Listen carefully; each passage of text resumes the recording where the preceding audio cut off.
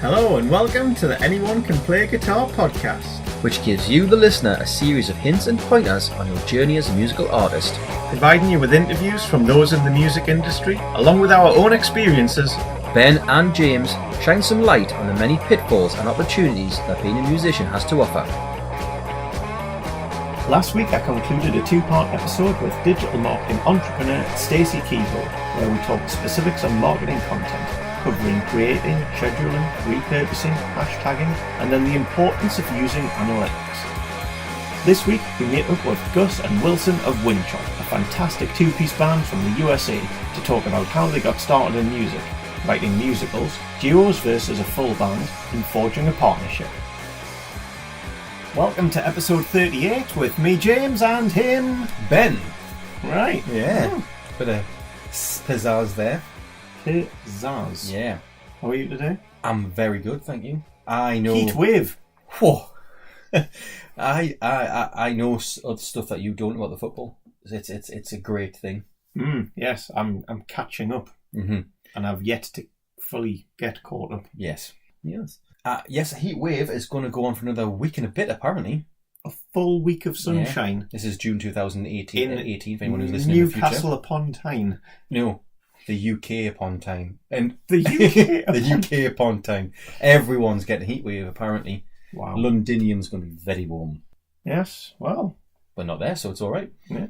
Right. Nice. Well, speaking of warm places, Ben. Oh! Segue. There's today's segue. We are heading in a ACPG first to two different places on planet Earth. Not just two different places, James. 3 different time zones. Well, This was... I feel like Doctor Who. Do you? This is a... I think that's time periods. Maybe. I don't know much about Doctor Who, to be honest, so I've never watched an episode. Never watched an We've episode just lost fans there. of Doctor Who? Yes, that's true. Oh, I could have a whole episode on that topic alone.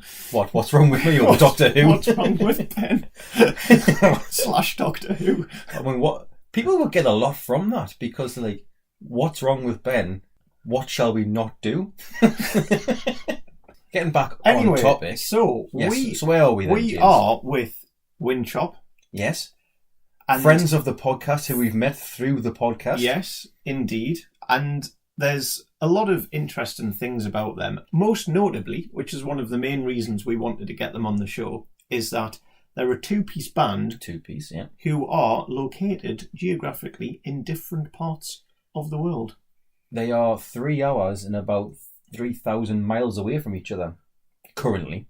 Which is quite a distance. So we've got San Diego and North Carolina. That's right. Where Gus and Wilson are. Yeah. Gus was in San Diego, wasn't he? And Wilson was in North Carolina, where they grew up. Yes, this was a logistic loveliness. Well, so yes, it was. We were 8 o'clock, they were 5 o'clock, they were... Just gone midday for one of one, and it was nearly time for bed for us. That's true. But no, what I liked about this episode was that there'll be lots of people out there in the world who are extremely interested in writing songs, great musicians, but there's no one in their local area for them to collaborate with and make music with. In this instance, Winchop are showing that that's not necessarily completely needed. And we cover a whole host of topics with them in a double header. This is a triple double. Double David Wilson, double Stacey, double Winchop, triple dubs. Wow. I feel like Kobe Bryant. You don't look like him. I don't look like him. And I don't think I'd ever get a triple double in the NBA. No. I don't think I would even allow in the crowd, never mind on the court. No, you're not good enough. Get out, Steele. Get out. Anyway. So I wandered off course again. I think it's the heat. Off course. I thought you were going to say off court. That would have been the... Oh, come on. This happened last time it was warm. I just drifted off the reservation every now and again. Yeah, well, we're not used to the heat. So, without further ado, let's get into fantastic part 1 with Winchop. Wonderful Winchop. So, welcome to the show, Winchop. Gus, Wilson, how are we doing? Pretty We're good. doing great. Thank you for asking. Yeah. Just for the audience who are listening here, this is the first three-way Skype call we've done. Yes. We have James and I here in Newcastle. Gus, where are you again? I'm in San Diego, California. San Diego, a whale's vagina. That second to America's finest city. That is like the underground slogan we're trying to promote. Yeah. And Wilson, I think you're a couple of hours in the future to Gus, aren't you? That's right. I'm in North Carolina. I'm in the backwoods country of North Carolina. I don't have everything from a movie for that one. I'm sorry. No, there's nothing for that. There's literally nothing for North Carolina. Oh man. Right. Well, we'll have to create something. But yeah. Well, as Ben says, we are breaking new ground here in our global show. Yeah, that's great. Yeah. Right. So, okay then, chaps. So, how did you both get started in music? What drew you into music in the first instance, way back when? Wilson, I'll let you take this one because I think my story spins better into the origin of Winchop, which I imagine is going to be a follow-up question. Oh, come on, spoilers. well, in terms of like individual music, I started playing piano when I was probably 9 or 10, added on guitar when I was probably 14 or 15, and then by the time I met Gus, we were both 17 years old in high school, I was starting to teach myself how to write music and a lot of guitar-based stuff. So that was sort of how I got into music, and it was all from family members encouraging me and inspiring me to get into music, and so that was where that started. Gus, what about you? Actually, this is the thing that... Go ahead. Could they play instruments, your family, or was it just pure encouragement to go out and learn? My grandma had a piano that she used to play, but she sort of got out of it, but kept the piano. And so she was the one who said, why don't you play this? And so I started with that. My dad was a big singer. My dad still is a big singer. He's still around and he's still a big singer. And so he and I played a lot and he would sing a lot. And then, that was sort of how I got more interested in doing that. And we played around our tiny town in North Carolina together sometimes. But yeah, it was mostly encouragement. There are no writers in my family, so I got that from outside of that. But yeah, I mean, Gus, what about Gus and I? Never even asked each other how we first got into music. So that's actually an interesting question. Gus, what about you? So I got into music by way of comedy. Actually, my hugely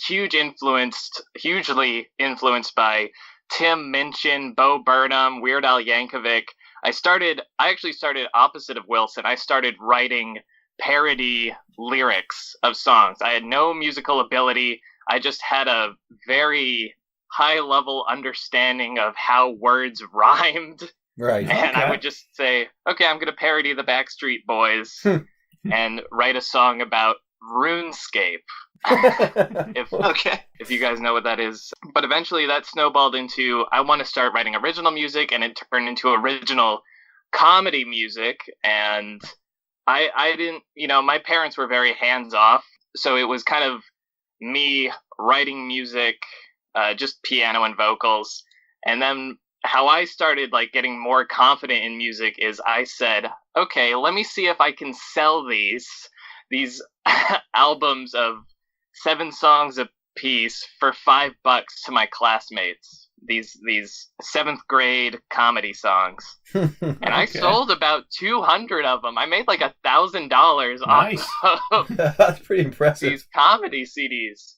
And I did a little bit of stand-up comedy when I started getting into high school, and did some more writing, and that kind of snowballs nicely into how Wilson and I met. Right. And so how were you saying you selling sort of, I think, was it CDs there to classmates? How did you produce them back then? Back in the day, here's what I did. I downloaded this program called Audacity. Yeah. It's not a music program. There's no time tracking or beat keeping or anything like that. and I plugged my keyboard from 2000. No, it must have been from. I got it when I was 2 and never played it, so it was from like 1997, and I figured out how to plug that into my computer. I played the riff, and then I took a microphone from the video game Rock Band. Oh, yeah. And those have USBs on the end, so I could plug it into my computer and sing into it that way. So there was no sense of timing whatsoever. I didn't know how to keep a beat, but I was funny enough that people spent $5 a piece on these, middle school humor songs. Well, there's a lesson there, I guess. Yeah, yeah. It doesn't have to be a perfect, polished No. production. That's true, yeah. I guess so. So how did you convince people to buy these, though? Did you play them at talent shows or at parties? I don't know, a 7th grade party age? I don't know. I don't know.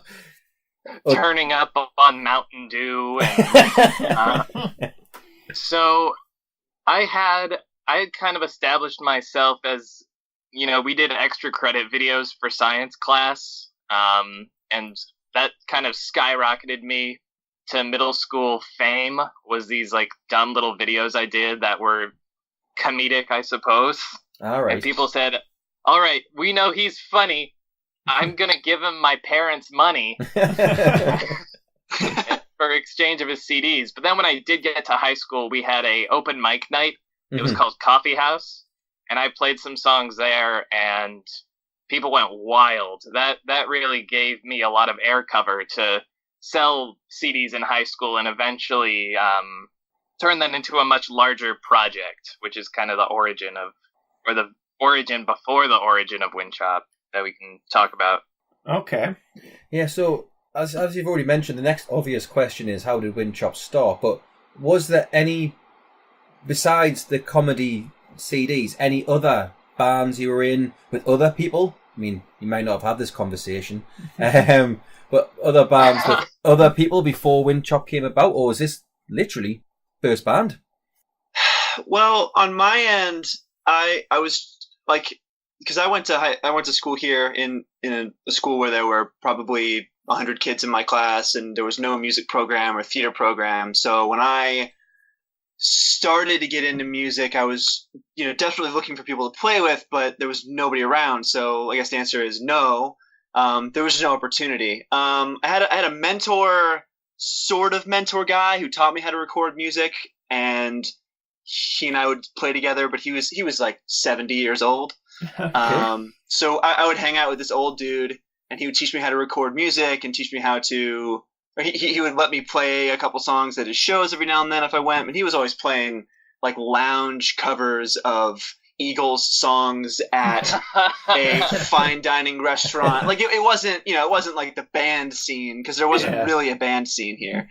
So yeah, it was a solo situation for me until I met Gus, and then the school we met at, there were kids that I played more with, because we should probably talk about this. Gus and I met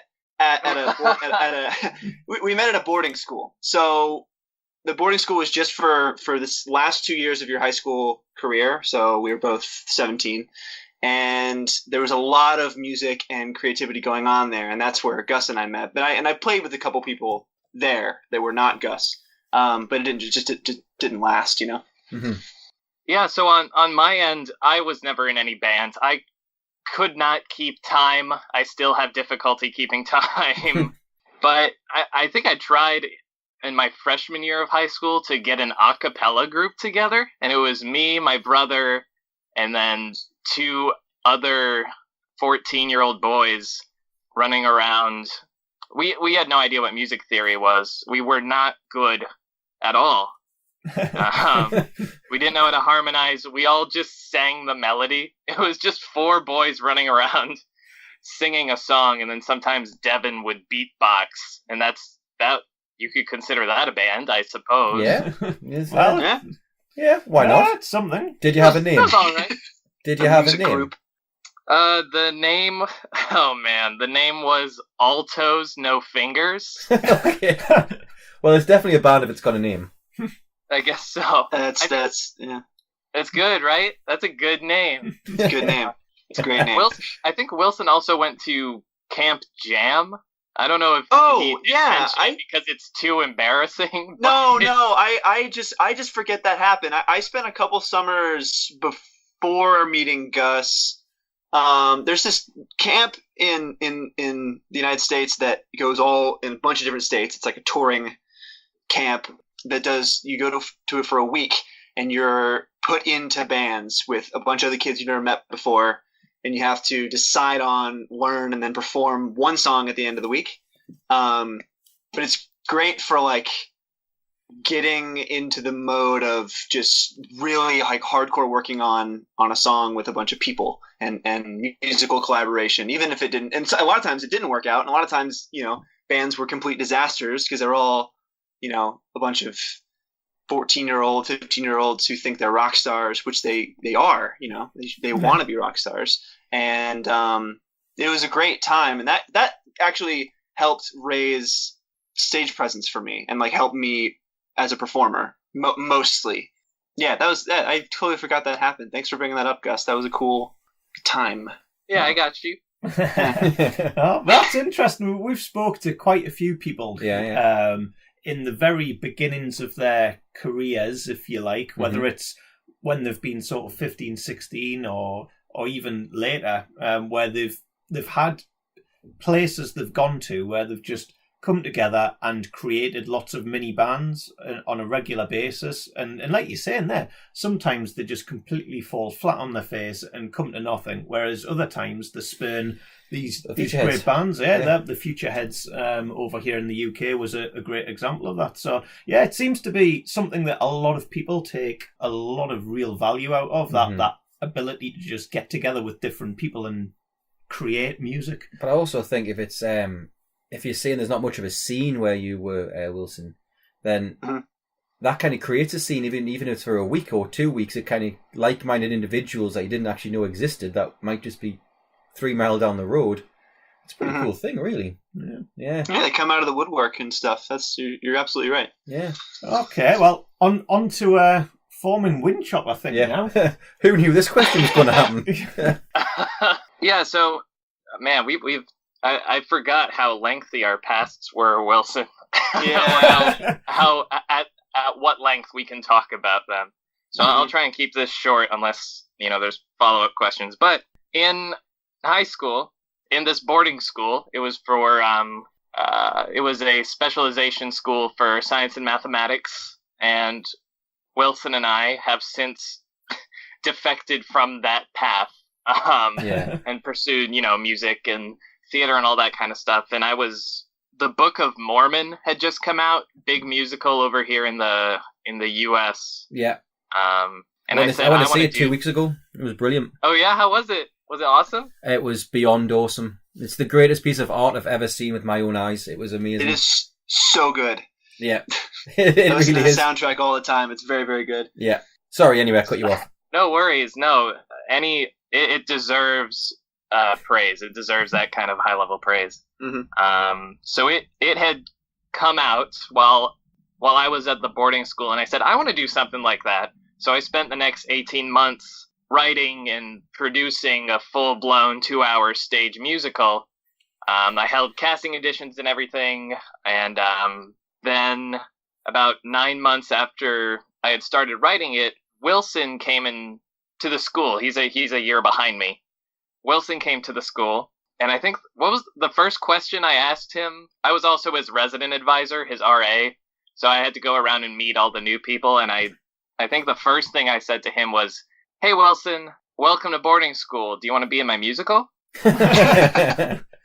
Yeah, it was. He was like, "Can I look at your face? I want to see if you'd be good for this part." Like it was like a very like, "You're here, so let's do this thing together."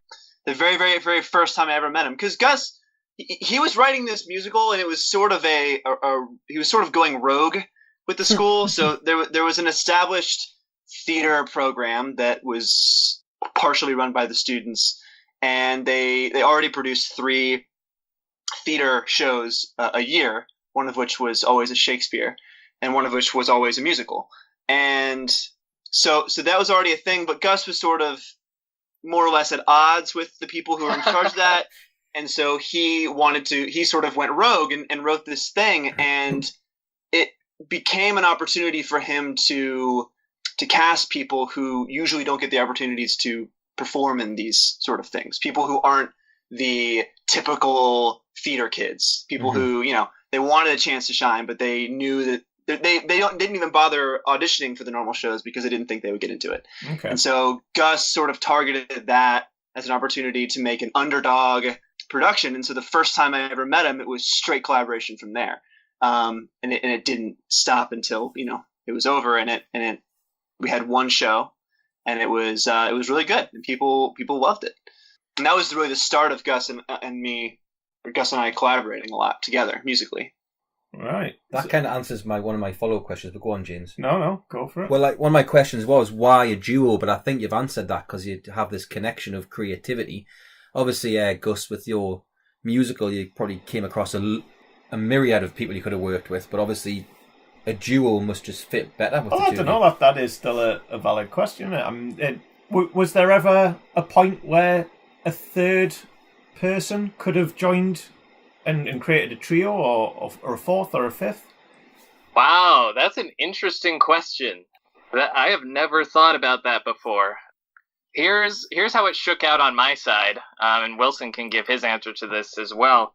But Wilson and I mentioned earlier that I was his resident advisor. Mm-hmm. So I was an 17-year-old in charge of a bunch of other 17-year-olds, one of which was Wilson. So we lived on the same hall, which gave us a lot of opportunity to collaborate because there was a check and there was a curfew. So after curfew, you could not go out and meet up with your other friends who lived off your hall. And so it was a lot of late nights because the only other person in the musical, it was you, Wilson, and then someone named Spend. So it was just me working with those two all the time after curfew constantly. Mm-hmm. And while there were a lot of other people involved, I think what really drove the two-man operation was that after I graduated, Wilson kind of guilted is a strong word, but guilted me. He said, "Hey, I spent all these late nights with you. I was up late with you and I worked really hard on your thing. I want to do a rock album. Come work with me." I'm making him sound like an idiot, but he's very smart and dedicated. He's a very excellent collaborator. That was my end of it. A third, a fourth, fifth person had never occurred to me, but Wilson really drove the formation of Winchop after I graduated. Yeah, I mean, I can give sort of my side of that too. It was Gus, you're right about it was just about exposure to each other and the fact that we became really fond of each other because we were both so into the musical and also around each other a lot. And there was something about, because Gus made a SoundCloud playlist of him singing all the songs from the musical so that we could practice to them. And something about, his voice and his writing and his musicianship really shined on that. And so when I was putting together these songs, there was really nobody I could think of that I'd want to collaborate on something more. And there was also no foresight. We didn't know we'd be still doing this now. I just wanted to make a thing with my friend, and that's sort of how it started. It was much more innocent than, do you want to make a band that has 10-year career? I don't know. Yeah. Well, that's interesting because I guess in my mind, when the two of us started to play some songs in my bedroom back in the day, the instant thought for us was, right, we need drums to these songs. Yeah. We need some bass. Yeah. Our thought process didn't go, oh, right, we're going to have to learn how to play bass and drums. It definitely didn't go there. And quite thankfully. Yeah. But our first thought was, right, we need to find someone who can play the drums. Yeah. We need to find someone who can play the bass. Yeah. Whereas... This is a band, isn't it? It's not it sounds like for you guys, you took the almost opposite. Your brain instantly went to the opposite way and thought direction that we did. Yeah, we have everything we need, so let's do it.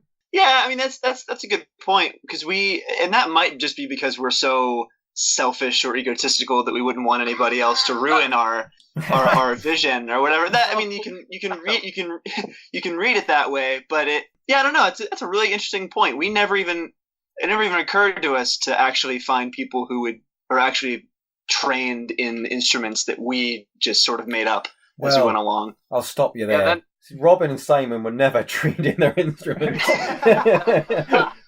I think Rob had a couple trained of lessons. Is the wrong word. Okay. One had a bass and one had a set of drums. That's all it takes. You're a bassist. Yeah, and Rob had a car which housed these drums, so he was a shoo-in. Ample qualification. Yeah. Yeah, I think to Wilson's point, in my mind, that never crossed my mind either. When I was, as Wilson said, doing the scratch tracks for the musical, I learned a lot about MIDI drums. I had actually orchestrated an 11-piece orchestra for the musical using all these MIDI instruments. So it sounded terrible. But I learned how to use, MIDI notation software and writing MIDI drums in order to achieve the sound I wanted. Eventually we just stepped it back to piano and a drum kit. But I was aware that maybe it's the technological gap when you guys were working on a project. I don't know if GarageBand or MIDI notation was around when you guys started. Not as accessible as it is now. We had Logic and... I mean, we had a computer just. Yeah. I think when we... You know what? We'll laugh, but I think when we first started, we used dial-up internet. Great. MySpace didn't exist. Facebook didn't exist. We had was we had a quill to write our lyrics down. We just got a guitar. You etched lyrics into stone tablets. like the Book of Mormon, the original Book of Mormon. So what interests me then? So if people listening who might be a solo artist and they've got some songs and some ideas, but they can play the guitar and maybe they can sing, but they want to put a whole host of other instruments to their music. If they wanted to go down the route of doing a lot of it themselves, how did you guys first approach that in terms of learning the various things, whether it's GarageBand and learning all the functionality of that, or what was your go-to process to say, right, here I am playing my guitar and I'm singing, I now want some drums or some bass. What do you do? How do you get from that point to having a something that you can listen back to and play along with? So I want Wilson to answer this because he had written the songs. When he asked me, hey, let's make a rock LP, he already had some songs and I had 0 songs. He also had the audio software and I had no audio software. But before that, there is, and I might want to put you guys in touch with this person. He's based out of, I want to say Queensland, Australia. Okay. And he makes a lot of, his name is Scott Buckley, and he makes excellent soundtracks and scores for movies. And he has access to a bunch of sample packs that we did not. We used terrible, like GarageBand's basic terrible drum midis. Yeah. But he would be an excellent person to reach out to or talk to about sample packs and how to make realistic sounding music out of pre-recorded instruments. His stuff is incredible and I use it all the time. Okay, no, that sounds good because that's exactly one of the things that I wanted to touch on, because GarageBand, as good as it is, it's a great bit of software. If everyone were to use that, then you obviously have a level of limitations, or maybe it's not even limitations, but you might have a starting point that's very similar to the starting points of a lot of other people using the same software, maybe. Definitely. Yeah. Okay. Oh yeah, but I guess I'll answer about the specifically how we started recording. Yeah, okay. So I had this aging MacBook Pro, right? So it was probably bought it in 2012, and it had GarageBand on it. And I was always sort of toying around in that, trying to figure it out a little bit before I even started writing these songs. But like Gus said, after we were both graduated, I had a couple songs that I was starting to translate onto the software and learning how it was going. And so I said, Gus, let's just do this. We have everything we need. I bought a microphone. I bought, all the interfaces we need to record onto this MacBook. And so for a week out of the summer of 2014, he came to my house and we went down to my basement and we just cranked out 11 songs. And so from me asking him to us doing it, he wrote all his songs.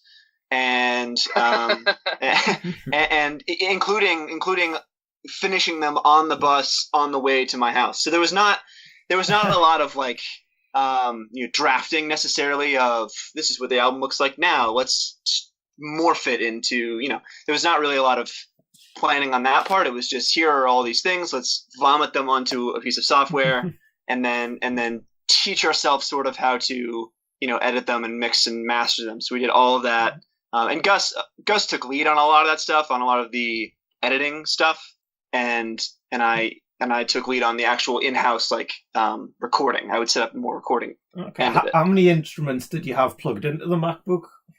So just my guitar and just it was just my guitar and then the microphone for vocals, and then we did a couple things with guitars between plugging it straight into the MacBook or plugging it into a amp and then feeding a mic to the MacBook, and then keyboard. So the keyboard is what we use for drums and actual piano and synth and all that stuff.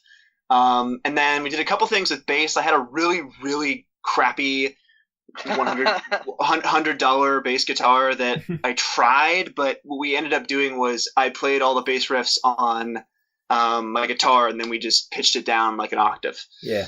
And it sounded totally horrible. And so those albums are that Flint Rock was summer of 2014, and Passion Fruit was exactly a year later, summer of 2015, and they were both the same way. And it was us archiving the process of teaching ourselves how to write music and get comfortable in the recording studio, even if the sound quality is lacking. That's a good lesson to do anyway, isn't it? Yeah, of course. That's it was so valuable for us. Yeah. So at that period, when you're obviously recording and writing, were you playing gigs as well, live? Anything live? No. This was before Gus found the cajon, the great box instrument that he plays now. Yeah. So we didn't really, we couldn't really think of any feasible way for us to translate anything we knew to a live performance, and we were also out of practice, and he couldn't hang out with me all summer either. So yeah, because it was very much Flint Rock was, we're gonna record these songs in 5 days. So we didn't really practice them.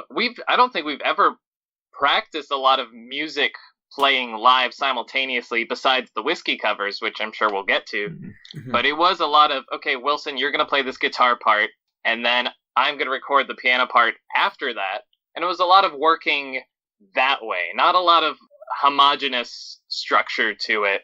Plus, I am working on becoming a better singer, and I think I have, but during Flint Rock and Passion Fruit, oh man, there's a lot of off-key vocals in the final versions of those songs. Nice. So, interesting on there. What have you been doing to improve your vocals? Besides listening to episode 7 with Nicola Milano of Anyone Can Play a Guitar podcast. Well, indeed. Obviously, the first go-to place. I'm just conscious because I think we've touched on it in previous episodes that as the vocalist in our band, I probably spent more time trying to book gigs, writing lyrics, doing anything and everything other than trying to improve my vocals. Yeah. So just interested in at what point you noticed that as a weakness and then what you did about it. Okay, so I think I was fully aware that that my Fair enough. vocals were the lesser of the two of us. Wilson had been in choir for like 6 years, and he did Camp Jam. He did some live performances as well, solo. So he was very confident in his vocal stylings, whereas, I grew up on Bo Burnham, Weird Al, who are not, they are not, Bo Burnham especially he's gotten better, but at the time I was listening to him, he was not a very good singer, and that's who I emulated a lot of my vocal tones off of. But when Look Who's Won, our third and most recent album, when that came around, Wilson and I sort of started talking, and I think I said something to the effect of, because how we had done it was on the first and second albums, whoever wrote the song generally was the one who sang the song. And then this time around, we said, I looked at the data, and every song that I sung lead on was that was like the bottom half of our popularity, and the top half was all the songs Wilson sang on. So I said, hey, Wilson, here's a great idea. How about you sing all of Look Who's Won? And he said, sweet, that sounds awesome. So what I then realized was that, and we'll talk about the production process of that album a little later, but then I realized I had to sing all the backing vocals, which in some cases were a little bit more complicated. So I had to start really practicing, and Whiskey Covers actually helped me through that, because you're rehearsing over and over and over and over and over and over again for a perfect 1 minute take. So to be able to reproduce those vocals over and over and over, especially with how high some of them are and how low some of them are, really got me started in exploring my range. And tone and timbre, and Wilson gave me some tips here and there, as did our producer. But it was it was not a secret that Gus was not good at singing for the first 21 years of his life. So one of the things that strikes me about these two buddies of ours is their willingness to just do anything. It was interesting seeing listening to their background, how they got into music, and certainly, when Wilson was saying how he used to play music with this 70-year-old guy because that was the person available where he the only person lived. And he made the most of it. He learned what he could from that. Well, he got a lot out of it. He got experience of playing in front of people, which I know he don't do now, but learning how to craft a song, how a song sounds in front of people in a room. A lot of things there that. Yeah, well, that ties into what he was saying when he did that Camp Jam. Jam, yeah. I mean, there was massive it's almost like the synergies with, exactly that, when Ross from the Future Heads was talking about that.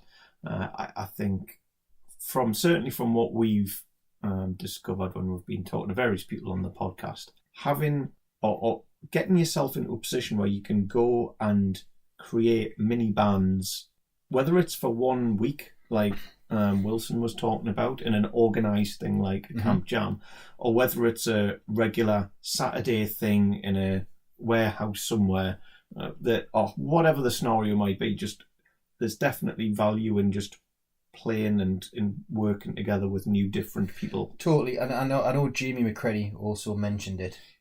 His was a completely different, because there's jamming sessions with jazz musicians who are like at the top of the game. These are people who are just starting out.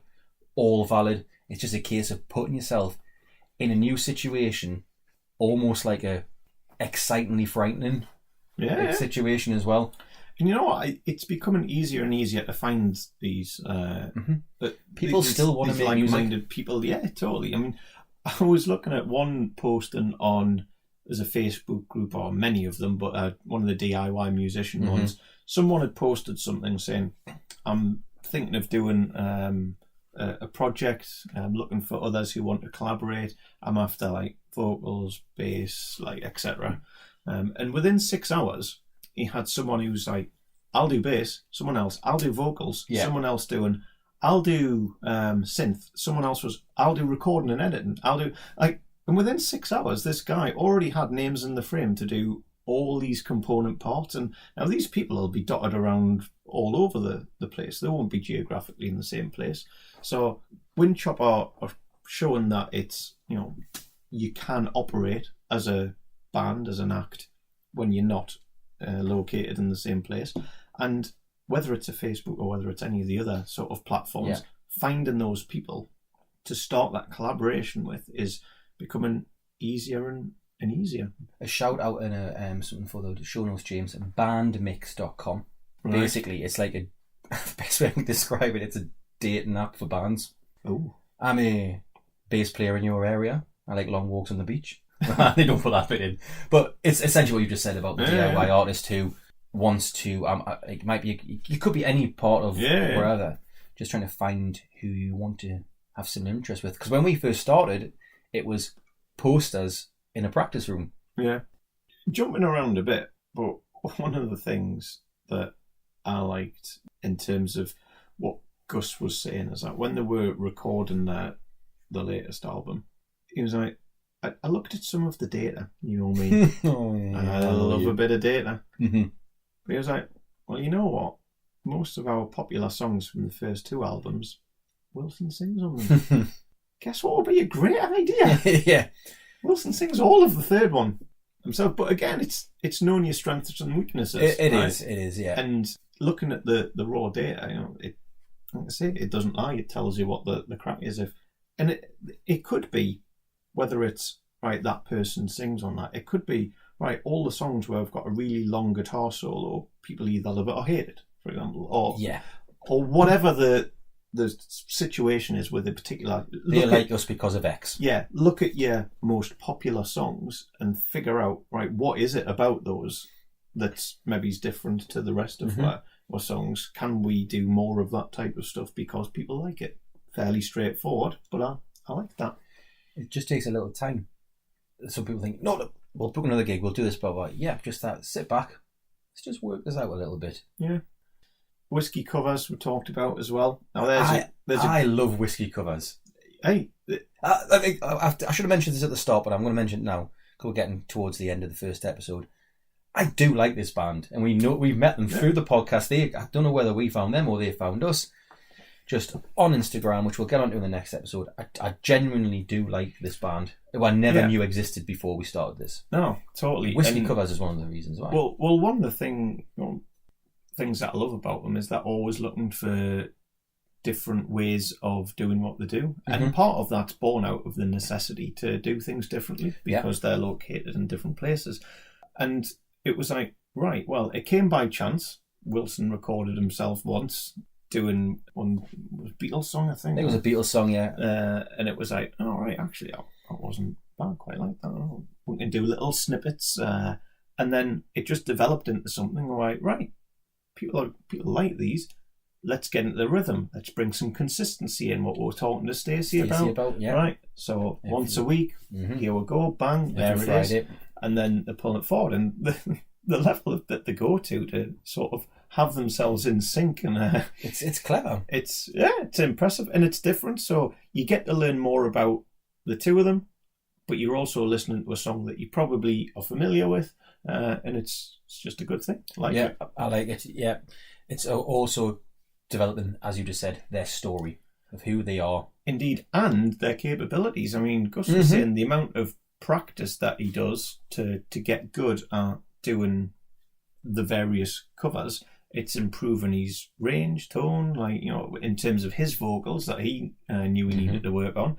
And I think it's a great thing in general, like just learning someone else's music. I mean, many other people we've had on the podcast talk about the value of digging into other people's stuff. Like Frank Turner was saying he loves to deconstruct someone else's music when he hears a great song. Yeah. So, I like it a lot. Coming up next week, it's part 2 with Winchop, where we move on to talk about getting signed, long-distance collaboration, whiskey covers, and interacting with other artists. We've reached the end of this week's episode of Anyone Can Play Guitar podcast. Big thank you for tuning in, and remember to stop by iTunes or wherever you get your podcasts from and subscribe so that you never miss an episode. While you're there, it would be amazing if you could leave a rating and a review.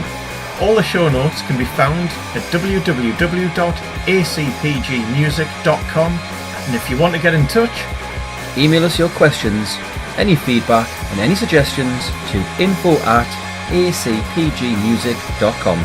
that's it for now. Keep supporting upcoming artists, And we'll catch you next time.